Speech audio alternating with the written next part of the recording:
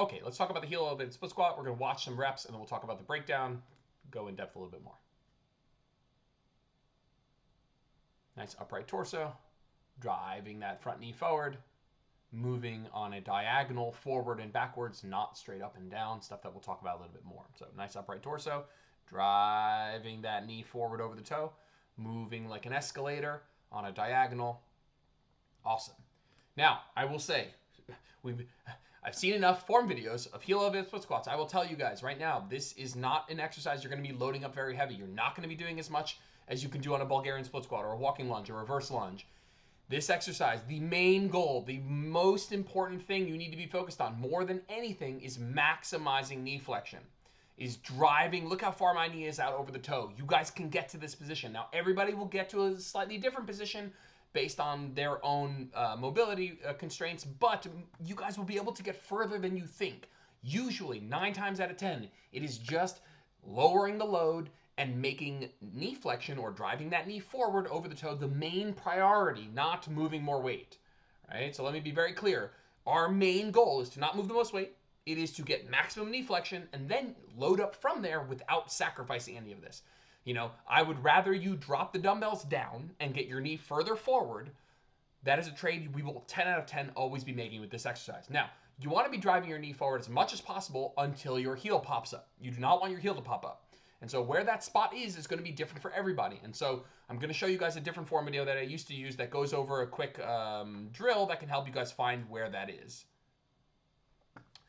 So I'll start by saying I don't love my technique in this video. So this is an old form video, but I'm going to show you a quick drill that will help you guys figure out where that knee flexion spot is for you. So set up with your split squat stance, right? What I'll say is that my foot should not be like this. My foot should be like this, where your foot, the ball of your foot and your toe are on the floor. And then the rest of your foot is on the wedge. Here I have my whole foot on the wedge. That is incorrect. Now, what I want you guys to do, I'll say it and then you watch it, is I want you to just drop straight down into a split stance. Just drop straight down, put this knee on the floor, and just rest there for a second. And then you're going to drive the knee forward with no weight, and you're just going to explore what that feels like. Once you get to that spot, you're going to click that in your head and think, okay, this is where I have to get to every time. Now, again, my form isn't really great on this video, but I want you to watch. So go straight down, then drive that knee forward, and find out where is that spot where I get full knee flexion, right? So watch that again. I just want you to drop down and rest, and then from here, drive that knee forward and just experience what that feels like.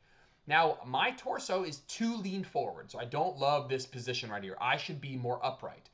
But I promise you guys, if you're struggling with the knee flexion portion of this movement, drop down to one knee with no weights in your hand and drive that knee forward until your heel's about to pop up, which for me happens right there. I can feel it. You know, I'm thinking, okay, if I drive my knee any further forward, my heel's going to pop up. And then I know that this position is where I need to get back to every rep. You need to come back to this full knee flexion position every rep. Now, again, my torso is too leaned forward and my foot should be on the floor. And so I just wanted to show you guys that drill. If you're struggling with this knee flexion issue, drop down to one knee, drive that knee forward, find out where your heel's going to pop up, and then think to yourself, I need to come back to this spot every time. Somebody will inevitably ask me the question, hey, Jordan, is this enough knee flexion? I will answer you, I'm not sure. Could you get more? And so it is a little bit on you to kind of prioritize this, because it's going to be, yeah, I might be able to throw my 2 cents if I think you can get more, but you're going to be the judge of, hey, if I drop the load, will I be able to get more? So let's watch these correct technique with a little bit better torso position from the start. Again, if we're talking about stride length, it's going to be different. And frankly, what matters most is what's happening with the front leg. I find that a really close stance is going to be uncomfortable and a really wide stance is going to be uncomfortable for most people. So it's going to be something in that more moderate stance, just a normal stride length back. Doesn't need to be super extremely far back. And if it's very close, that's going to make it a little bit more difficult as well. Just kind of watching it again here. We're keeping that torso nice and upright. We're driving that knee as far as we can over the toe until the heel pops up. We're keeping our toe down and the ball of our foot down. And we are moving like an escalator on a diagonal, not like an elevator up and down. This exercise is about maximizing knee flexion. It is not a Bulgarian split squat, which is very up and down, which is usually more glute dominant. It's not a regular standing split squat. It is a knee driving forward, utilizing the wedge. Get a lot of knee flexion, right? If you're struggling with that, drop the load and do the drill that we just talked about. Drop down to one knee and drive that knee forward and see where you end up and think to yourself, well, I need to get back to this spot every single time. All right, I'll see you guys in the group.